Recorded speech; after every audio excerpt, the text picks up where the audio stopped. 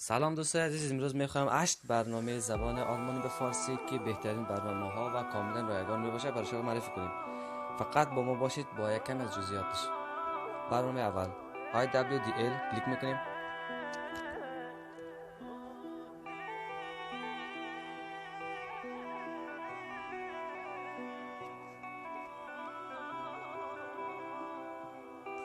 اینا هم موضوعاتش است. سر زبان کلیک میکنیم، چنج زبان، دری فارسی اردو.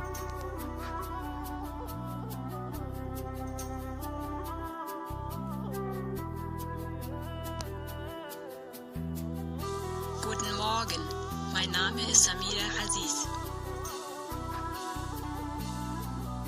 Guten Tag, Frau Aziz. Guten Tag. Wie geht es Ihnen? این هم موضوعاتش. میریم سر بعدی. فان ایزیلرن. اینجا هم موضوعات درس است و اینم درس ها و اینم چه قسم مطالعه میکنیم. ما سر واژگان میزنیم. Ja, ich habe Zeit. اگر میخواید تلفظ آلمانیش آهسته بشنوید، Ja, ich habe Zeit. اینجا را کلیک کنید. Ja, ich habe Zeit. و اینجا هم دستوری عبارات است. Wie geht es dir? Einen schönen Tag noch. Viel Glück. Danke, ebenfalls. میریم به سر برنامه بعدی. کسی لنگویج.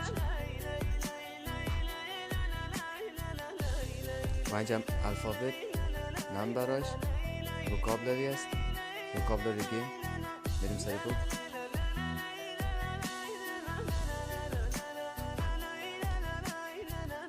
Wir sind hier.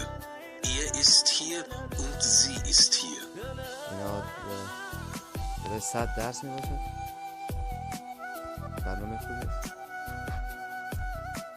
خب حالا دویچ.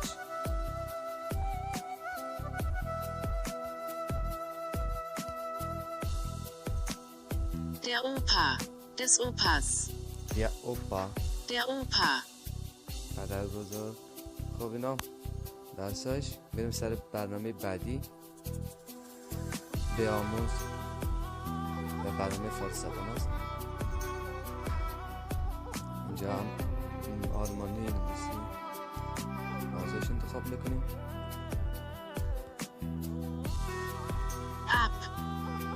Ab morgen muss ich arbeiten. Aber es lag sehr viel Schnee, aber Enzo ist trotzdem mit dem Motorrad gefahren. اینم از این.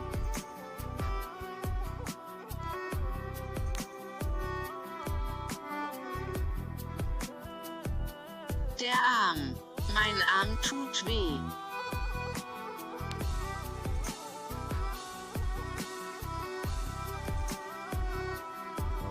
بریم سر برنامه دیگه. این برنامه با 6000 لغات میباشه. این هم مثل یمو فان ایزیز در قبلی با میباشه. موضوع رو انتخاب میکنیم. Die Münze. Der PIN-Code. Das Geld. Die Zahlung. Die Steuer.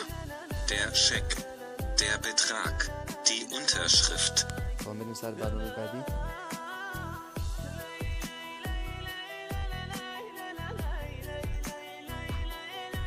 لیوکسین. Hallo, wie geht es dir? اینجا همون موضوعاتش رو انتخاب میکنیم. عبارات ضروری. Guten Tag. و اینجا رو کلیک میکنیم. Guten Tag. Guten Abend. In Ordnung. Bitte sehr. In Ordnung. خب دوستان عزیز، اینا بودن برنامه‌هایی که میخواستیم برای شما معرفی کنیم. انشالله که خوشتان آمده باشه و برای دلگرمی ما لطفا سابسکرایب کنید و منتظر ویدیوهای بعدی ما باشید. روز و شبتان خوش.